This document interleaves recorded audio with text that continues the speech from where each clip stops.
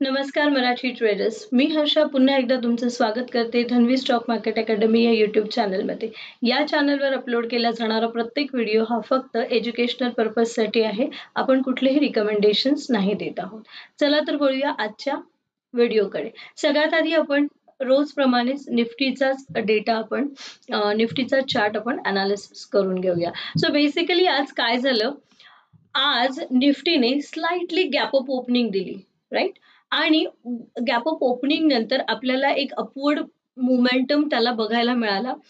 आणि ज्याप्रमाणे आपण एक स्ट्रॉंग रेजिस्टन्स जो होता 24,400 ते 24,450, 24,400 ते 24,450 हा आपला एक झोन होता, जो की स्ट्रॉंग रेजिस्टन्स झोन होता. आणि तो क्रॉस केल्याशिवाय आपल्याला पुढच्या लेवल्स आपण बघू शकणार नाही, असं आपण काही व्हिडिओज मध्ये सांगितलं होतं. तो आपला एक स्ट्रॉंग रेजिस्टन्स होता आणि एक्झॅक्टली आज निफ्टीने तो रेजिस्टन्स ब्रेक केला आणि पुढची जी लेवल आहे ती 24,600 ची लेवल त्याने आज आपल्याला गाठताना तो आपल्याला दिसला.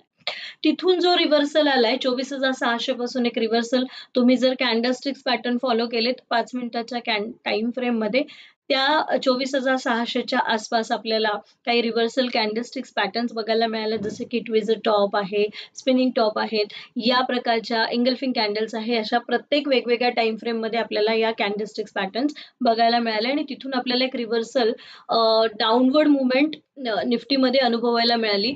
आणि जो काही आपण स्ट्रॉंग सपोर्ट मार्क केला होता 24,250 ते 24,280च्या दरम्यान, सो तो एक डिमांड झोन ठरला आणि तिथून तो एक थोडासा एक आपल्याला बाउन्स घेताना दिसला आणि एक्झॅक्टली आपल्या जी वरची स्ट्रॉंग रेजिस्टन्स लेवल होती, सो 24,400च्या आसपास तो आपल्याला तिथे पुन्हा कन्सॉलिडेट होताना दिसला.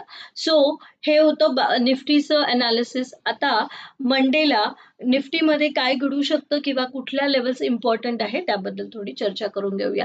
सो मंडेला 2 सिनारिओ आहे, इनफॅक्ट 3 सिनारिओज आहे. जर मंडेला निफ्टीने गॅप अप ओपनिंग दिली आणि जर त्याने हा जो झोन आहे हा पुन्हा ब्रेक केला, तर आपल्याला पुन्हा 24,500 ते 24,600च्या लेवल्स बघायला मिळू शकतात. म्हणजेच जर मंडेला निफ्टीने स्लाइटली पॉझिटिव्ह ओपनिंग दिली किंवा गॅप अप ओपनिंग दिली, तर त्याला 24,400 ते 24,450 हा जो झोन आहे हा ब्रेक करणं गरजेचं आहे. त्याच्यावरतीच आपल्याला पुन्हा एक अपवर्ड मुवमेंट बघायला मिळू शकते, पण त्याला इमिजिएट रेजिस्टन्स जो आहे तो 24,500चा आहे आणि तो ब्रेक केल्यानंतर एक 24,600चा जो आजचा डे हाय आपण म्हणू शकतो तेवढ्यापर्यंतच आपल्याला लेवल्स बघायला मिळू शकतात. तिथून पुन्हा एक रिव्हर्सल ट्रेंड आपण अनुभवू शकतो. बट जर निफ्टीने मंडेला म्हणजेच 5 मेला जर गॅप डाऊन ओपनिंग दिली किंवा एक थोडीशी निगेटिव्ह ओपनिंग दिली, तर त्याला 24,200 ही लेवल ब्रेक करणं खूप गरजेचं आहे. त्याशिवाय आपल्याला लाईक डाऊन ट्रेंडची मुवमेंट बघायला मिळणार नाही. सो तिथे थोडा विकनेस आपल्याला जाणवू शकतो निफ्टीमध्ये.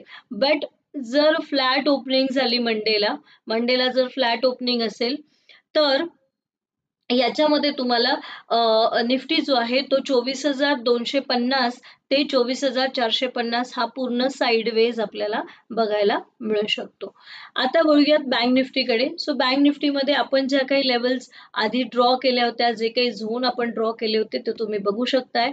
अगदी आपण 55,600 ते 55,700 हा एक झोन ड्रॉ केला होता, जिथे आपल्याला मल्टिपल टाइम रिजेक्शन बघायला मिळालंय. आणि आजही बँक निफ्टी जो आहे तो स्लाइटली गॅप अप ओपनिंग झाला, तिथून त्याला एक अपवर्ड मुवमेंट आपण पाहिली, पण आजही बँक निफ्टी 55,700 ब्रेक करू शकला नाही. त्यामुळे तिथून आपल्याला एक रिव्हर्सल ट्रेंड अनुभवायला मिळाला. सो एक डाऊनवर्ड मुवमेंट आपण पाहिली आणि शेवटी क्लोजिंगच्या शेवटच्या तासाभरात शेवटच्या 1-2 तासामध्ये आपल्याला बँक निफ्टी हा पुन्हा कन्सॉलिडेशन मध्ये साइडवेज मध्ये ट्रेड करताना दिसला. सो बँक निफ्टी सुद्धा इम्पॉर्टंट लेवल्स जे आहे, जर बँक निफ्टीने एक गॅप अप ओपनिंग दिली किंवा एक फ्लॅट ओपनिंग दिली, तर बँक निफ्टीसाठी जो इमिजिएट रेजिस्टन्स आहे तो म्हणजे 55,500चा आहे. जर 55,500च्या लेवल्सने ब्रेक केला तर आपल्याला पुन्हा 55,600चा इमिजिएट रेजिस्टन्स आणि मग 55,900 पर्यंत सुद्धा आपण लेवल्स बघू शकतो.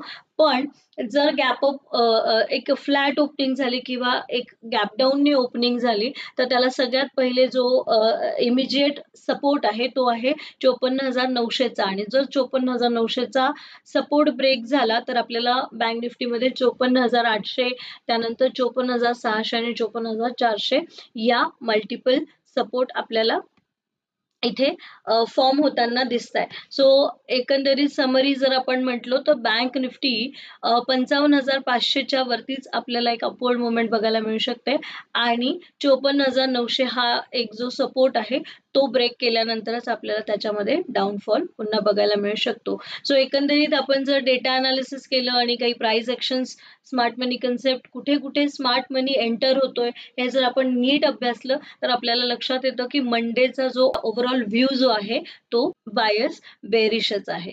सो निफ्टी आणि बँक निफ्टी याच्यामध्ये जर आपल्याला एक अपवर्ड मुवमेंट बघायची असेल तर पर्टिक्युलर एक strong breakout with good volume आपल्याला जर मिळाला तरच आपल्याला पुन्हा अपवर्ड मुवमेंट बघायला मिळू शकते.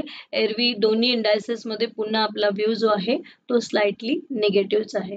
So thank you for watching my videos आणि माझे व्हिडिओज जर तुम्हाला आवडत असतील तर व्हिडिओजला लाईक करा जेणेकरून आम्हालाही प्रोत्साहन मिळतं नवीन नवीन माहिती तुमच्यापर्यंत घेऊन यायला.